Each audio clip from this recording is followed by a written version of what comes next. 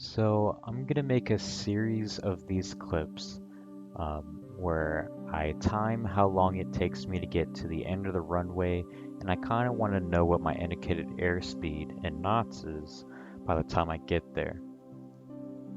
Now this first clip was I held the brake down and I wept until I got to about 100 and my bad, about 1100 Fahrenheit engine temperature.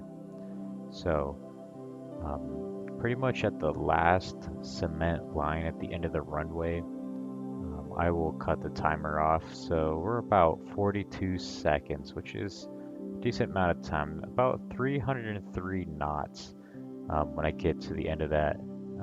Maybe 45 seconds. That's definitely takes a while, but I mainly am not concerned about how long it takes me to get off. Wow, that sounds wrong.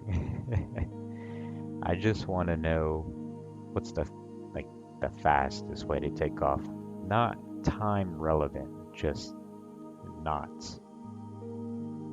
So let's see what this one. I'm gonna brake and immediately wet. Um, it's the temperature rises relatively slow. I'm sure in real life that's like extremely fast, but in game time it feels very slow. So about 1100, I think I can let go of the brake and go ahead and do this again.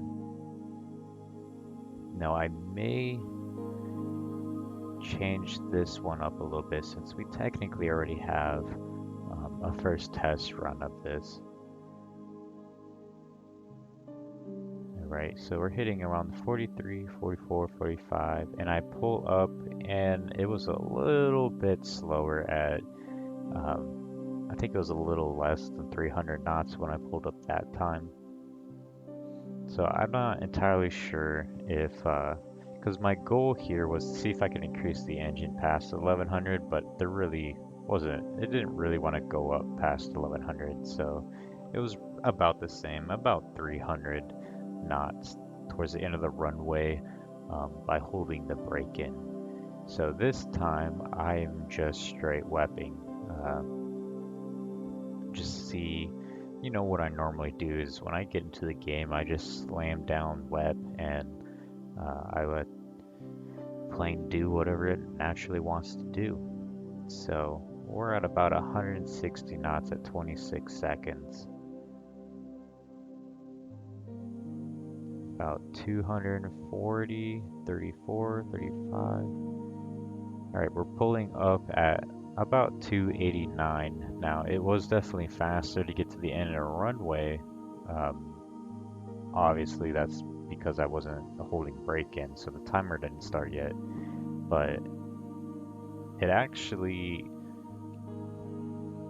holding the brake did improve my speed,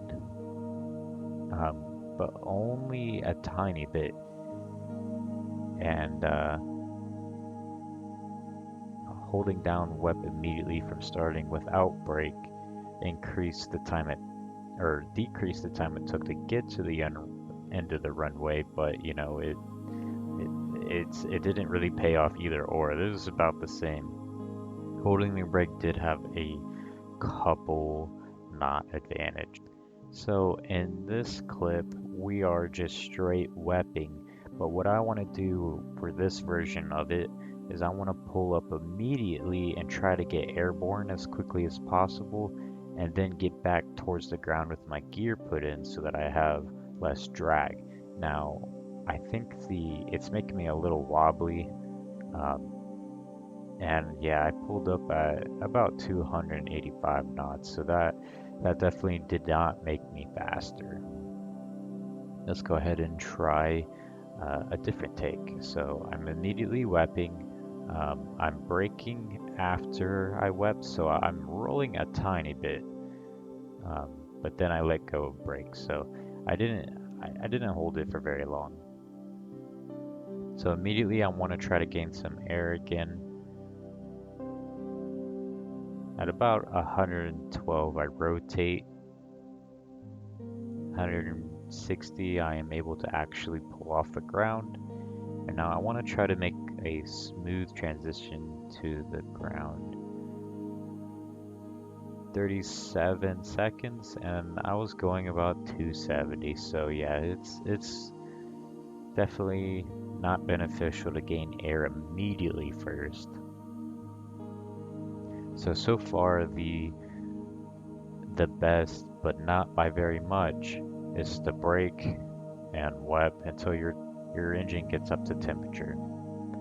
So I'm going to hold brake and I'm going to WEP, and we'll see if that makes any difference to the last clip that we just did. So I full braked until I got up to temperature about 1,000 Fahrenheit, and I let go of the brake, and now we're wepping. Now we're trying to rotate and pull up at 150 knots, and then we're gonna put our wheels in and glide super close to the ground, really close to the ground without scraping the bottom.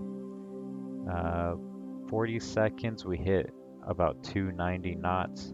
So yeah, holding the brake did benefit to be pulling up immediately, but like I said, it wasn't very much. So still, the best tactic by far is to brake and try to get up to temperature first.